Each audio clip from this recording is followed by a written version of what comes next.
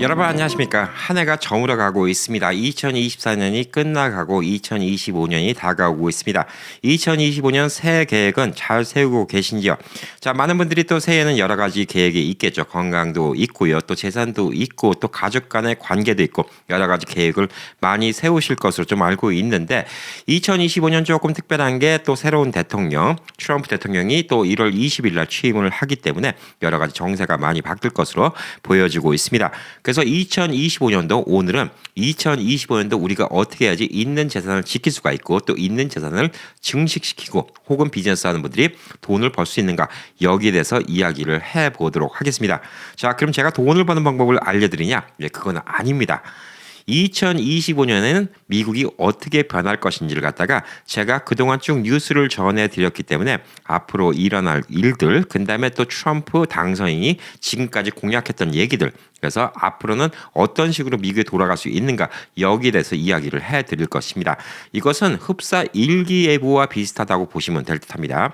일기예보도 뭐 기본적으로 우리가 봄, 여름, 가을, 겨울은 다 알겠지만 몇 년을 주기로 엘니뇨, 라니냐 현상이라는 게 있었고 유난히 더운 해가 있고요. 또 유난히 또 쌀쌀한 해가 있고 또 비가 많이 온 해가 있고 비가 적게 온 해가 있고 또 중간중간에 또 일기예보를 드려야지 좀 더 정확할 수 있는 것처럼 제가 오늘 말씀드리는 거는 2025년에 일어날 수 있는 전반적인 상황들을 갖다가 미국 정세, 세계 정세, 그다음에 또 트럼프 당선인의 계획, 그다음에 미국 안에서 많은 경제인들의 계획 여기에 근거해서 알려드릴 것이고 그래서 뉴스를 늘 보시는 게 중요하지 않을까라고 생각합니다. 뉴스를 자꾸 보셔야지 그날그날의 일기예보를 보는 거와 똑같습니다.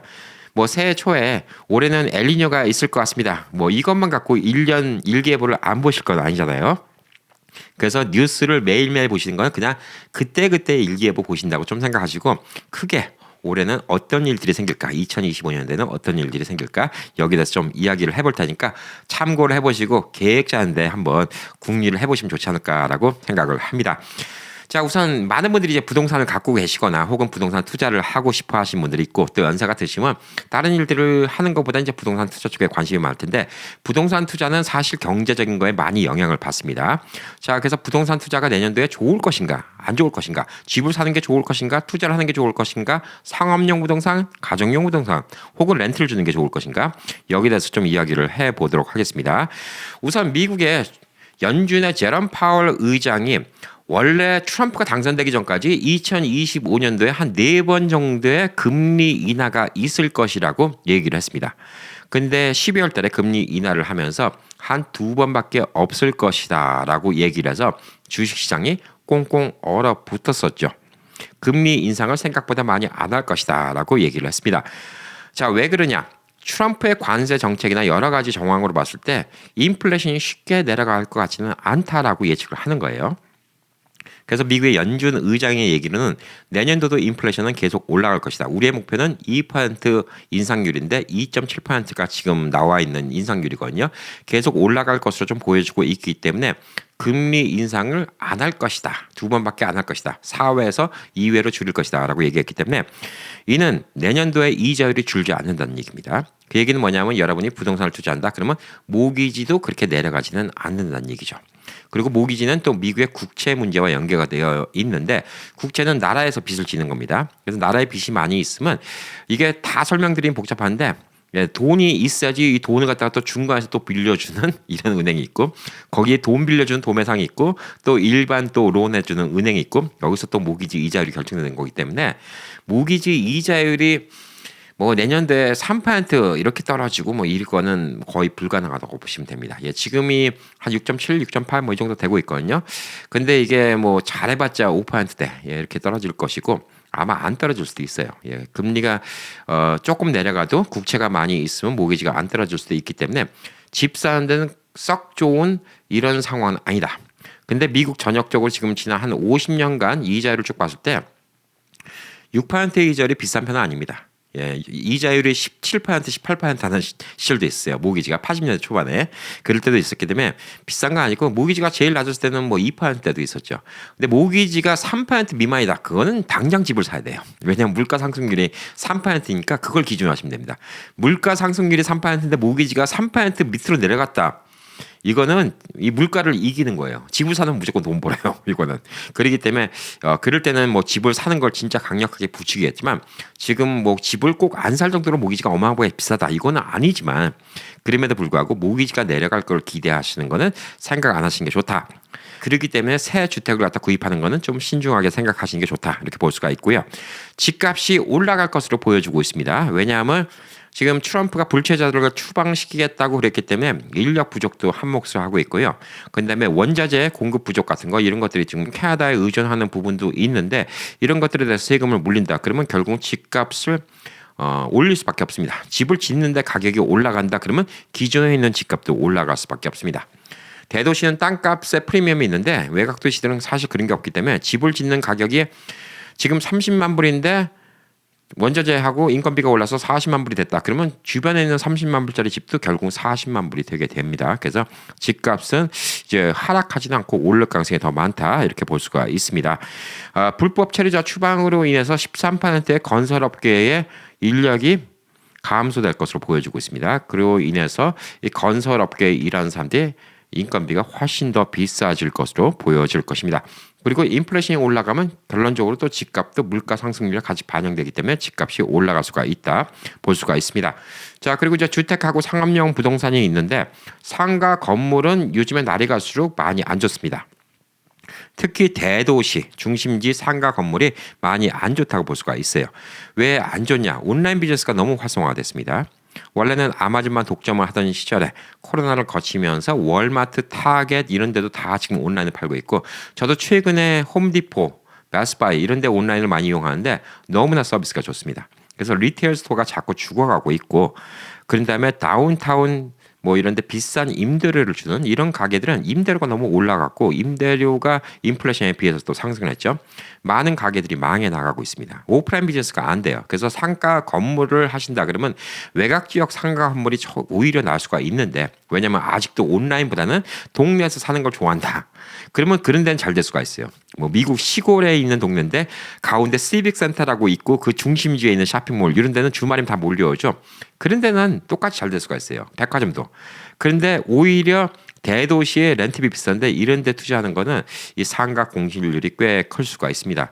제가 이제 미국 내 많은 곳을 다녀보면 샌프란시스코의 유니온 스퀘어 중간, 저번에 세크라멘토도 그렇고 LA도 그렇고 샌프란시스코, 뉴욕 뭐 이런 데 보면 중간에 다운타운에 땅값 비싼데 상가 공실률이 되게 많이 있어요. 그래서 세상은 자꾸 이제 오프라인 매장에서 온라인 매장으로 가기 때문에 상업용 부동산의 인기는 나날이 식어가지 않을까라고 보여주고 있습니다. 그래서 주택용, 주거용 부동산이 좋다. 근데 이것도 생각해 보셔야 돼요. 인구가 주는 도시에서 갖고 주택용 부동산 사시잖아요. 예, 주거용. 예. 그거 사시면 오히려 또 손해 볼 수가 있습니다. 그래서 전반적으로 이제 그런 걸 좀 보시면 좋지 않을까라고 보여주고 있습니다. 자, 그리고 두 번째로 이제 국제 무역에 관한 겁니다. 예, 국제 무역에 대해서 지금 세금 문제가 많이 얘기가 나오고 있죠.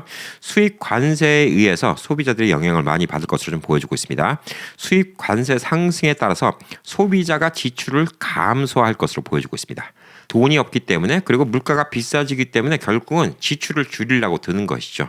그리고 그동안 크레딧 카드를 갖다 너무 많이 사용했고 내년도에도 크레딧 카드 이자율은 많이 떨어지지 않을 것 같습니다. 그럼 부채가 많이 생기겠죠. 그래서 구매력이 크게 감소할 것으로 보여지고 있습니다.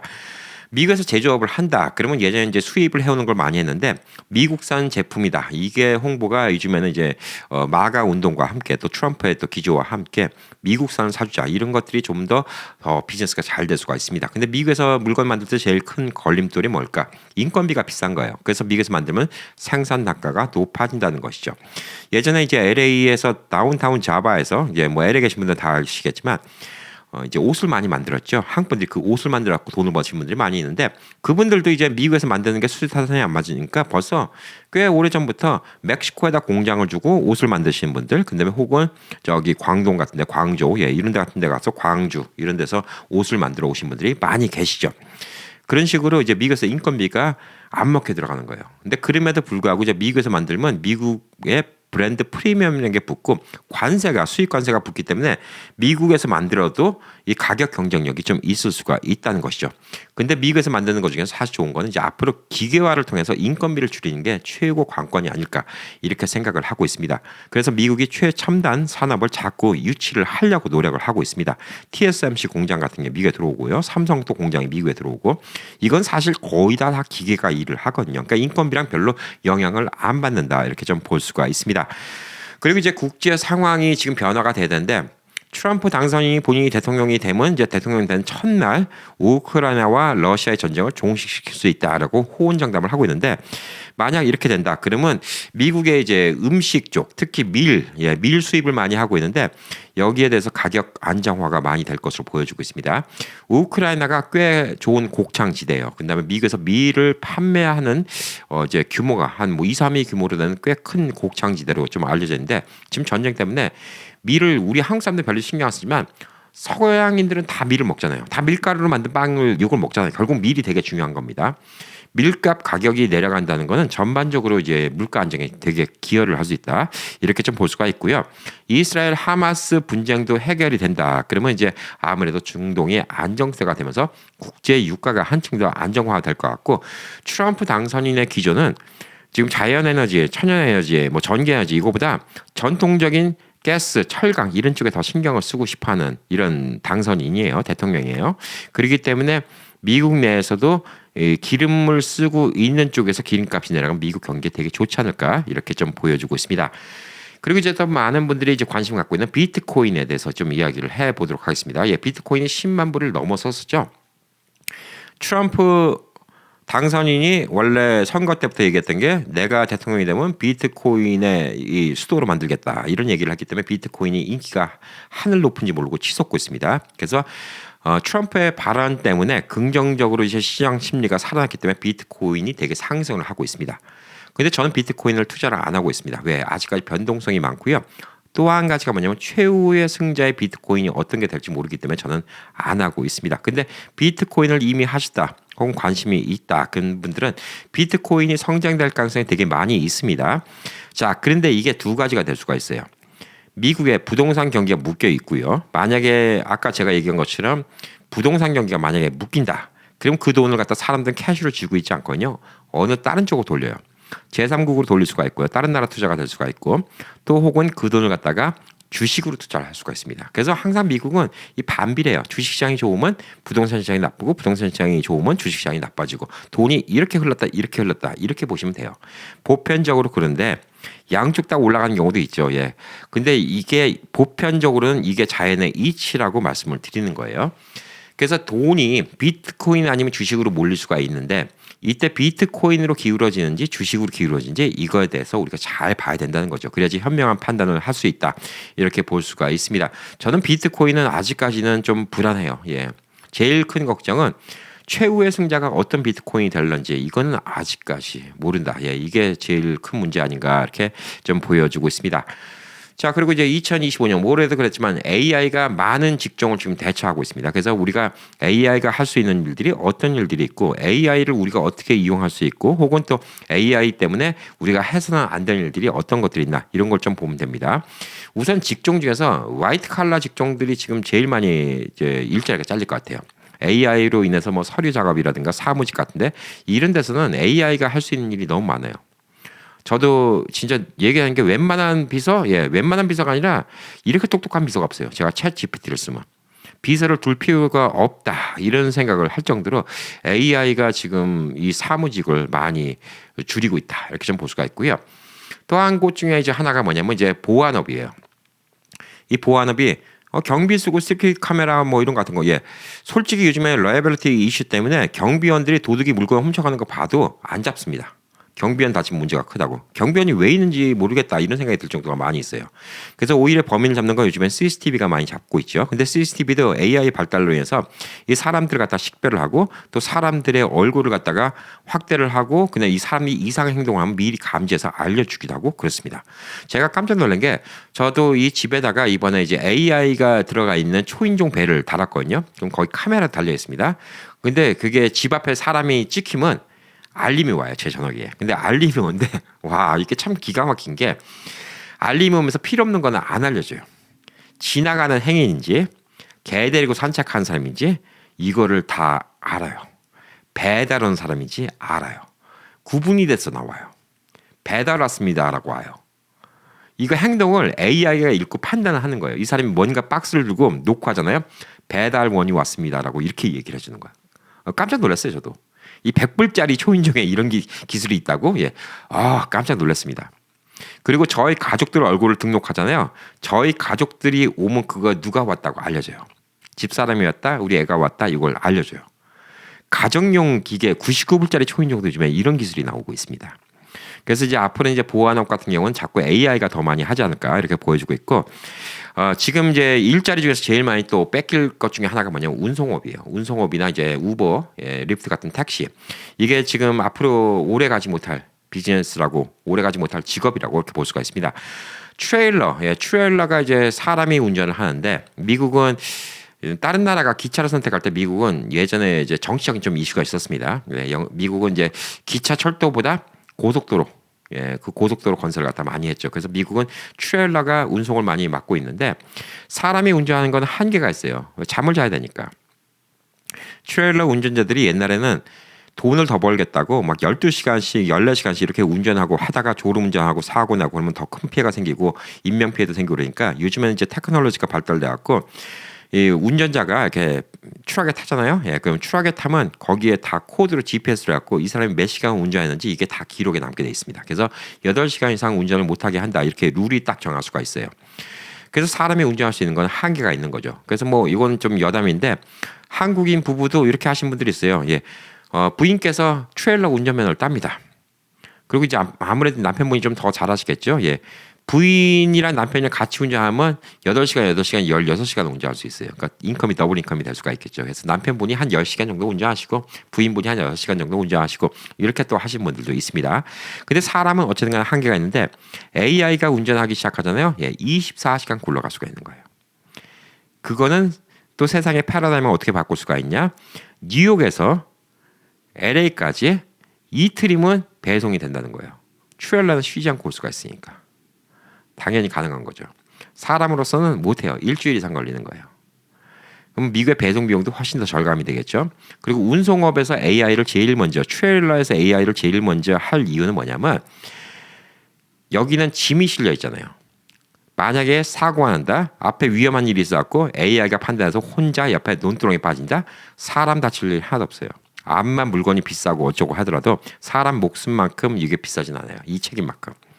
그래서 트레일러 운전하는데 AI를 사용할 가능성이 되게 많아요. 두 가지 이유입니다. 배송이 되게 빨라지니까 원가 절감이 엄청나게 됩니다. 일주일 걸릴 배송을 이틀 만에 배송을 해줄 수 있다는 것, 그거는 미국의 이제 배송업계의 혁신이 됩니다. 안 그래도 또 온라인 비즈니스가 잘 되는데, 앞으로 온라인 비즈니스 배송은 더더욱 빨라질 것으로 보여지고 있습니다. 그 두 번째는 사람이 다칠 일이 없다는 것이죠. 그리고 이 기술이 더 발달되면 이제 뭐가 발달되겠습니까? 택시 운전, 우버, 리프트를 다 AI로 교체를 합니다. 이거는 사람이 타기 때문에 만약 사고가 나서 사람이 다치면 소송이 크게 걸려요. 그래서 요거는 좀 더 시간이 걸리겠지만, 앞으로는 이런 일자리도 없어지는 일자리 중에 하나라고 볼 수가 있는 것이죠. 운전자, 택시 운전자, 이런 분들이 없어질 직업이라고 좀 볼 수가 있는 것이죠.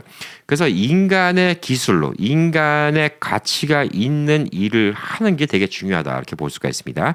인간의 창의력과 숙련된 기술이 요구되는 이런 직종은 앞으로도 AI가 쉽게 몇 년 동안 못해요. 그래서 오히려 이런 사람들의 인건비가 훨씬 더 늘어날 거라고 생각합니다. 뭐 제가 요즘에 건물 공사하고 뭐 이런 같은 거 라이센스 따고 싶습니다라고 얘기하는 게 뭐냐면, 예를 들자면 이런 거예요. 아는 분 집에 비데를 위해서 전기 아울렛 하나 뭐 만들어 줄 수 있냐고 제가 부탁을 받았는데, 이 방법이 벌써 몇 가지가 나오는 거예요. 이렇게 빼는 방법이 있고, 뒤로 빼는 방법이 있고, 이렇게 빼는 방법이 있는데, 그건 제가 집주인과 상의를 해서 할 수 있는 거예요. 이렇게 하는 대신에 요거는 깔끔한데 좀 시간이 많이 걸리고, 요거는 좀 보기 흉하지만 되게 일이 편할 수 있고. 근데 AI가 이걸 갖다가 창의적으로 할 수 있는 것보다 AI는 가장 합리적인 방법만 찾을 거예요. 합리적인 방법은 찾을지 모르는데 그게 최고의 방법은 아니라는 거죠.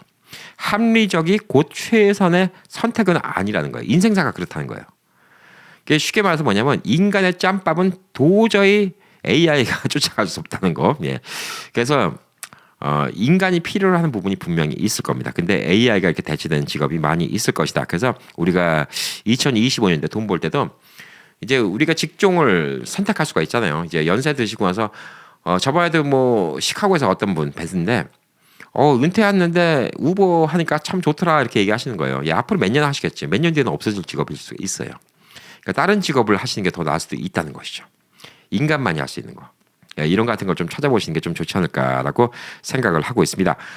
그리고 이제 내년부터 이제 유학생들도 이제 많이 줄어들지 않을까 이렇게 보여주고 있어요. 예, 유학생들한테 잣대를 좀 엄하게 들이미는 것도 있고요. 그다음에 트럼프가 또 무슬림이라든가 중국 반미적인 정서를 갖고 있는 국가의 학생들을 잘 안 받아주고 비자를 취소하려고 하는 이런 움직임이 보이기 때문에 지금 캘리포니아 같은 데는 중국인 유학생 숫자가 너무 많아요. 그래서 유학생 숫자가 좀 급감할 것으로 좀 보여주고 있고 또한 이를 대상으로 하고 있는 유학원이라든가 뭐 유학 서비스라든가 이런 비즈니스도 타격이 불가피할 것으로 좀 보여주고 있습니다. 그리고 또 유학생이 또 급감하면서 지역 경제에 부정적인 영향을 미칠 가능성이 많이 있습니다. 이곳 라스베가스는 UNLV라고 대학교가 딱 이제 큰 대학교가 하나 있는데 그 근처에 이제 많은 가게들이 있죠. 어느 대학교든 간에 대학교 근처에는 먹을 데가 참 많이 있습니다. 근데 유학생이 줄면 어떻게 되죠? 네, 먹을 데가 많이 비즈니스가 힘들어집니다. 예, 이런 것들도 고려해 보셔야 된다는 거죠. 그래서 모든 것들은 다 연관이 되어 있습니다. 제가 오늘 말씀드리는 거는 이런 것들을 다 생각하고 내년도에 비즈니스를 하시든 투자를 하시든 하시는 게 낫다는 거예요. 자, 조금씩 의미하면서 얘기해 볼게요. 유학생이 준다. 여러분이 상가 건물을 사고 싶다. 대학 앞에 있는 상가 건물 사야 되겠습니까? 안 사야 되겠습니까? 안 사는 게 낫겠죠? 예. 여러분이 대학교 앞에서 식당을 하시는 게 좋겠습니까? 안 하시는 게 좋겠습니까? 안 하는 게 좋겠죠. 예, 무슨 얘기인지 아시겠죠? 예, 여러분이 우버 드라이버 취미로 하시는 게 좋겠습니까? 안 하시는 게 좋겠습니까? 예, 앞으로는 지금 1, 2년 몰라도 앞으로는 없어질 직종이다. 이렇게 보니까 여러분이 창의력을 요구하는 이런 일들을 하는 게 좋겠죠. 뭐 어떤 일들이 있을까요? 어디 가서 강연 같은 거 하셔도 되고요. 그다음에 뭐 본인이 라인 댄스 같은 거 좋으면 라인 댄스 하셔도 되고요. 그다음에 또 우리 뭐 뜨개질이라든가 뭐 십자수 놓는 거 이런 같은 거 강습 같은 거 하셔갖고 용돈 버셔도 되고 인간이 할 수 있는 일들이 많아요. AI가 못하는 일들이 되게 많이 있습니다. 그리고 아까 말씀드린 것처럼 이제 비트코인 투자는 개개인의 판단에 의해서 좀 할 수가 있는 거기 때문에 이런 것들 다 고려해 보시라고 제가 지금 이런 얘기를 하고 있는 거예요. 그리고 이제 마지막으로 이제 불법 체류자들을 갖다 많이 추방하겠다고 지금 기조가 그렇게 되고 있기 때문에 이게 지금 미국 변화에 가장 큰 변화를 주고 가장 먼저 느낄 수 있는 변화 아닌가라고 좀 보여주고 있습니다. 제너럴 레이버를 하는 사람이 많이 줄어요. 불법 체류자가 이제 단순 노동직이죠. 제너럴 레이버. 그러면 단순 노동직이라고 얘기하는데 단순 노동직의 인력이 급감하면서 노동력 부족이 되게 심화될 거예요. 그리고 페이가 더 많이 나가게 됩니다. 그냥 히스패닉 친구들 시간당 15불 미니멈만 주면 될 것 같다가 이제 20불, 30불 이렇게 줘도 사람 구하기가 쉽지 않다. 이게 좀 문제가 될 수가 있겠죠. 그래서 이런 것들에 대해서 우리가 좀 대비를 해야 됩니다. 어떻게 대비를 할 수 있나? 이제 많은 분들이 자영업 하시는데 예를 들어서 식당을 하세요. 식당을 하시는데 이 앞에서 일하는 친구도 시간당 20불 줘야 되고 30불 줘야 되고 부담스럽다. 그러면 한국에 요즘 보잖아요. 예, 한국도 인건비 비싸니까 한국에 또 그런 건 빠르잖아요. 무인 키오스크, 타블렛 같은 거. 테이블마다 타블렛을 다 오더하고 돈도 거기서 결제하게 하고 뭐 이런 것들이 많이 있습니다. 그래서 무인 키오스크, 그다음에 서빙한 로봇 이런 것들 갖다가 이용하는 게 되게 이제 중요합니다. 인건비를 엄청나게 줄일 수 있어요. LA에는 지금 한인타운이 조성된 지 오래돼갖고 오히려 LA 그런 발전이 없는데 아틀란타 같은 데는 한국에서 직접 오신 분들이 많아서 아틀란타 같은 데 가면 한국에 있는 기술들 들어있는 식당들 많이 있어요. 예, 로봇이 서빙하고 그다음에 뭐 기계로 다 오더하고 그래서 이제 어느 식당도 저번에 아틀란타 오신 분이 뭐 얘기하는데 식당 하나가 너무 인기 좋대요. 너무 인기 좋은 게 요즘에 팁플래션이라고 하죠. 예, 물가도 비싼데 팁도 부담되는데 그 식당은 팁을 안 받는다는 거야. 왜? 다 로봇이 하니까 팁을 줄 데가 없는 거야. 본인이 직접 키오스크 보고 눌러서 오더하죠. 그리고 앉아있으면 로봇이 음식 갖다 줍니다. 그러니까 이게 팁을 줄 필요가 없는 거예요. 그거 부담 때문에 그 식당이 되게 장사가 잘 된다는 거예요. 그러니까 이런 것들을 갖다 한번 고려해 보셔야 된다는 거죠. 신기술. 근데 로봇이 도입되려면 이제 가게가 이제 로봇이 다닐 만큼 이 공간도 있어야 되고요. 근데 키오스크 같은 경우는 지금 미국에 갖고 오신 분들도 있고 이제 한국에서 그걸 주문해 갖고 오신 분들도 있는데 이런 것들도 이제 앞으로 도입이 되게 많이 될 것 같아요. 그리고 제가 이제 오늘 말씀드린 거는 비즈니스 아이디어도 많이 있습니다. 여러분들 해보셔도 돼요.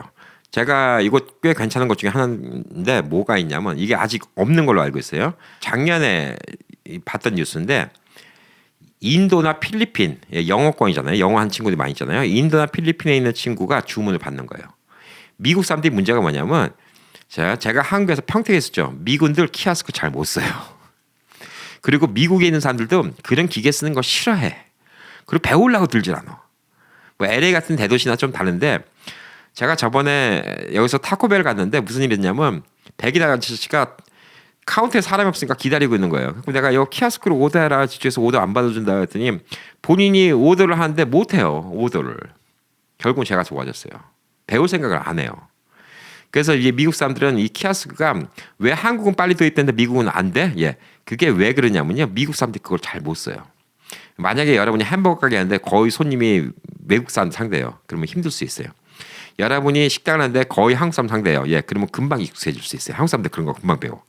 근데 우리는 미국에서 이제 한국 사람들만 상대하는 비즈니스도 있고 외국인 상대하는 비즈니스도 있는데 그때 이제 제가 보고 이거다 생각했던 게 있어요. 뭐냐? 인도나 필리핀에 있는 사람을 고용하는 건데 요즘에 인터넷 다 되니까 영상 이 앞에 스크린하고 그 주문받는 직원의 얼굴이 보입니다. 근데 영상 통화를 하는 거예요.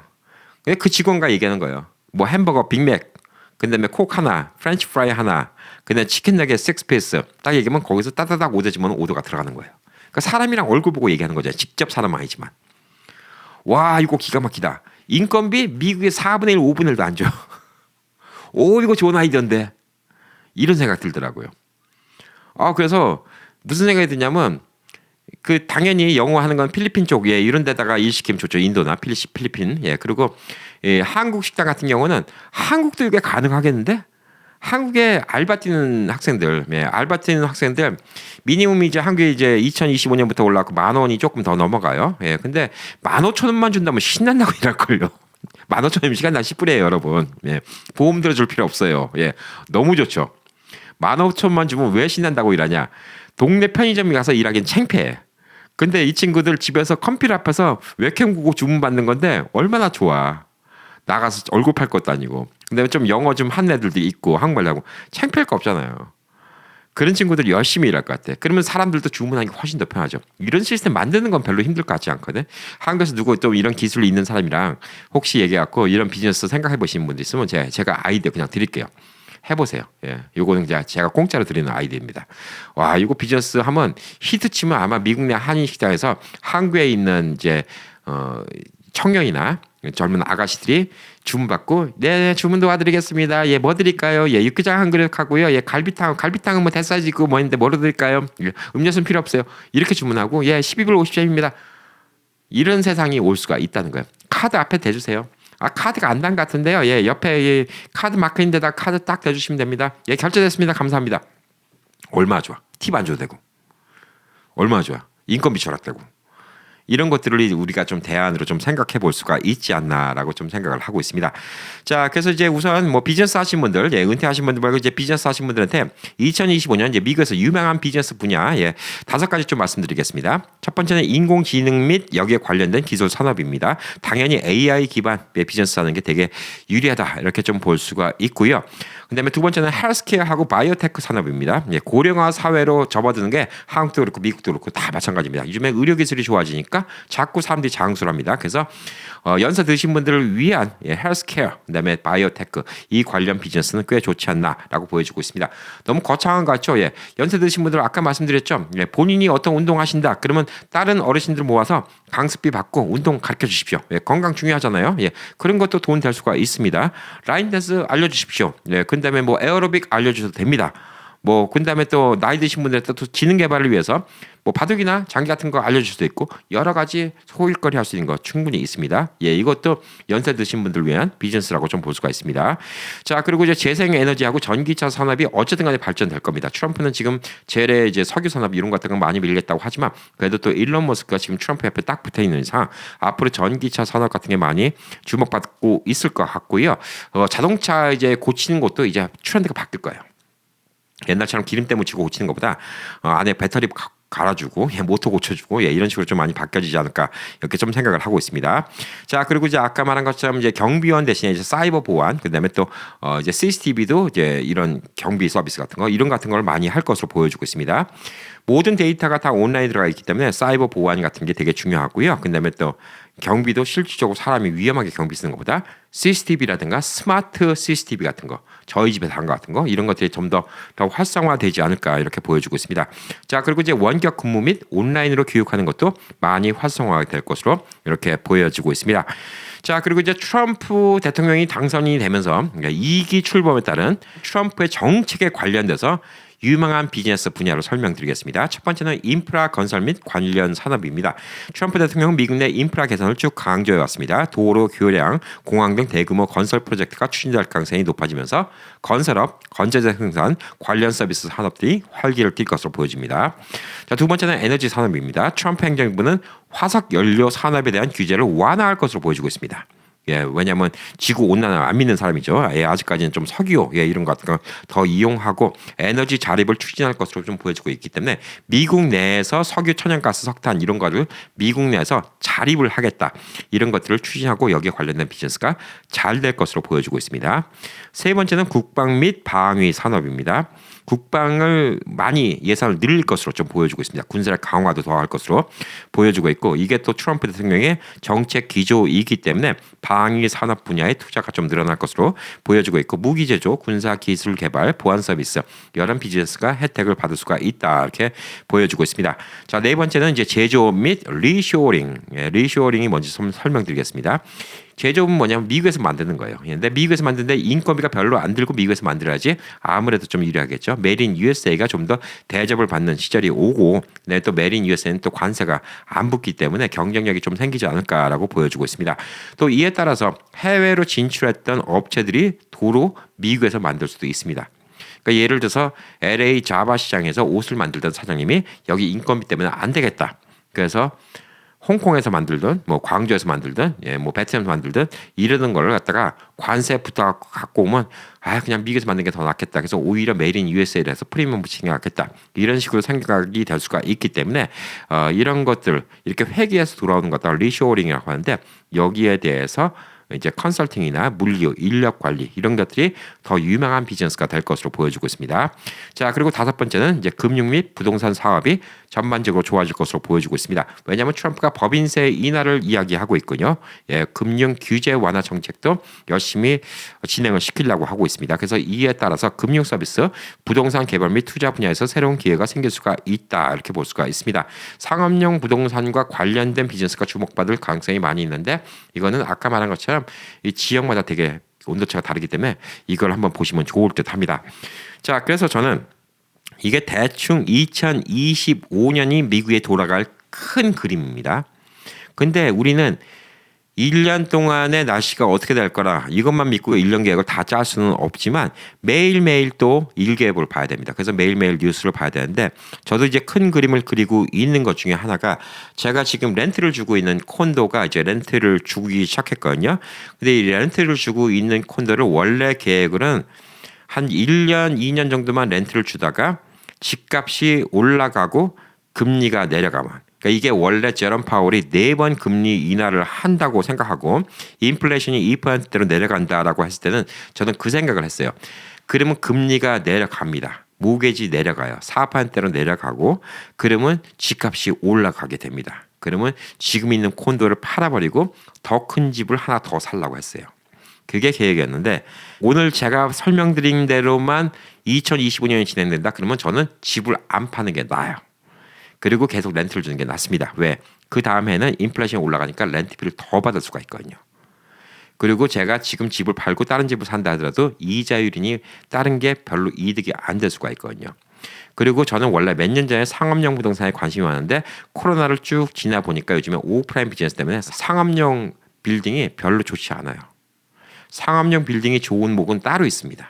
미국 시골 같은데 그냥 도시 중심에 모여 있는데 이런 데 말고는 상업용 비즈니스가 좋은 데가 별로 없어요. 그래서 이런 것들도 좀 지금 고려를 하고 있고요. 저 개인적으로는 비즈니스는 지금 안 하려고 하고 있습니다. 근데 비즈니스 대신에 저는 미래를 위해서 좀 준비하는 게 혹시나 모르니까 인간이 할 수 있는 많은 라이선스를 달라고 합니다. 이걸 뭘 피하냐? 다 AI가 안 할 수 있는 일을 하려고 노력을 하고 있어요.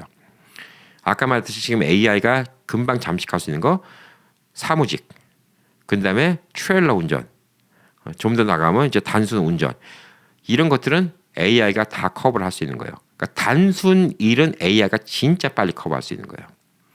창의력이 필요한 거, 인간의 감성이 필요한 거, 짬밥이 필요한 거 이런 것들은 인간이 앞으로 대접을 더 받게 됩니다. 왜?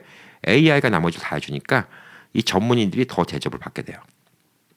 그래서 저는 좀 그런 거를 좀 준비하려고 이렇게 좀 보고 있고요. 한국 쪽에 왔다 갔다 하면서 그런 기술에 관심이 많이 있습니다. 그래서 저도 저번에 한국 와서 키오스크 만드는 회사 사장님과 좀 이야기를 해봤어요. 예, 이걸 미국에 갖고 오면 미국 카드를 받을 수 있게 하고 이런 게 가능합니까? 했더니 가능합니다. 뭐 숫자만 되면 가능합니다. 이런 얘기를 또 해주셨고요.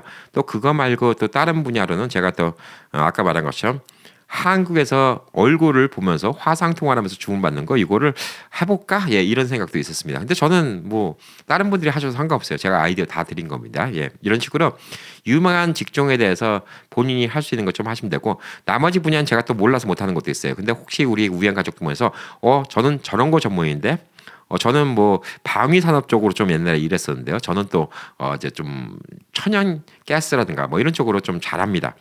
이런 쪽이 지금 호황이 될 수가 있다는 것이죠. 그러니까 이런 것들을 좀 볼 수도 있다는 겁니다. 미래를 보면 이제 우리가 성공할 수가 있어요. 미래는 어떻게 보냐? 과거를 많이 알면 미래가 어느 정도 보여요.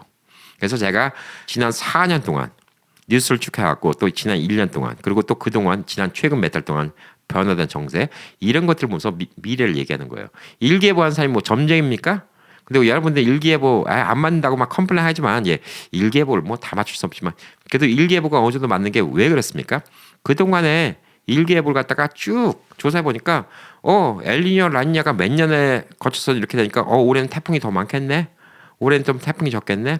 이런 것들을 예측을 어느 정도 할 수 있는 거 아니에요? 그러니까 제가 오늘 말씀드린 거는 천기 누설은 아니에요. 누구나 뉴스를 많이 봤으면 누구나 공감하고 이럴 수 있구나 하는 얘기였을 겁니다. 근데 여러분들 뭐 얘기들 다 듣고 나니까 또 정신 없으시죠? 예, 별의별 얘기 다 한 것 같아갖고. 근데 시간 날 때 또 한번 들으시잖아요. 그러면 이렇구나, 이렇구나, 예, 이렇구나. 이런 걸 좀 준비해야 되겠구나. 앞으로 세상이 이렇게 바뀌겠구나. 대충 큰 거 알려드리는 거예요. 예, 1년 있다가 캠피디 맞았네, 틀렸네, 뭐 이거 얘기하실 필요 없어요. 전 점쟁이는 아닙니다. 그리고 세상은 어떻게 변할지 몰라요. 예, 일기예보라고 생각하시면 돼요. 그렇지만 우리가 일기예보도 없이 그냥 나가는 건 너무 좀 뭐랄까, 장마철인데 일기예보도 없이 그냥 아무 생각 없이 나가는 것보다는 그래도 일기예보를 보고 우산이라도 들고 나가면 비가 안 와서 저 기상청 또 틀렸어, 요거를 할 망정 우산을 들고 나간 사람들은 만약에 비가 오면 그냥 손해 안 본 거고 비가 안 와도 그렇게 손해 본 건 없잖아요. 우산 들고 가니까 뭐 조금 손해 봤습니까? 그 정도로 오늘 들어주시면 좋지 않을까. 2025년도에 많은 분들이 이제 꿈이 많을 거라고 생각합니다. 그래서 우리 아버님, 어머님들도 자녀분들 진짜 비즈니스 안 한다 하더라도 우리 자녀분들한테도 어드바이스도 줄 수 있잖아요. 그럴 때 내가 또 미국을 보건데 이런 문제도 있더라. 그러면 또 이게 또 부모로서 또 훌륭한 조언이 될 수도 있고요. 그다음에 또 본인도 마찬가지고요. 여러 가지로 세상을 미리미리 예측해 보는 것은 결코 나쁜 일은 아니라고 생각합니다. 그냥 다짜고짜 점쟁이한테 가서 비나이다 어떻게 될까요? 근거 밑도 끝도 없는 근거 보고 부적서 갖고 미래를 믿는 것보다 훨씬 낫고요. 제가 또 그러잖아요. 뭐 트럼프가 했으니까 잘 될 것이다. 바이든이 했으니까 잘 될 것이다. 혹은 트럼프가 했으니까 망할 것이다. 바이든이 했으니까 망할 것이다. 이건 진짜 미신같이 믿는 거예요. 대통령 하나로 안 움직입니다. 제가 오늘 말씀드린 거는 트럼프의 기조도 얘기했지만 트럼프의 기조에 동참하고 있는지 아닌지 이걸 다 따져서 트럼프의 얘기 중에서 가능성이 있는 얘기만 한 거예요. 트럼프가 안 만나 이거 하고 싶어. 그런다 하더라도 의회에서 반대하면 못하는 것이거든요. 그래서 그런 것들과 아까 말했듯이 미국 내 경제 전문가들 이런 사람들이 얘기해갖고 전 세계 정세 제가 지난 1년 동안 그다음에 우행을 해왔던 4년 동안 쭉 정리했던 걸 기준으로 2025년도에 일기예보를 오늘 알려드렸습니다. 그래서 오늘은 일기예보관 캠피디였습니다. 주말 잘 보내시기 바라겠습니다.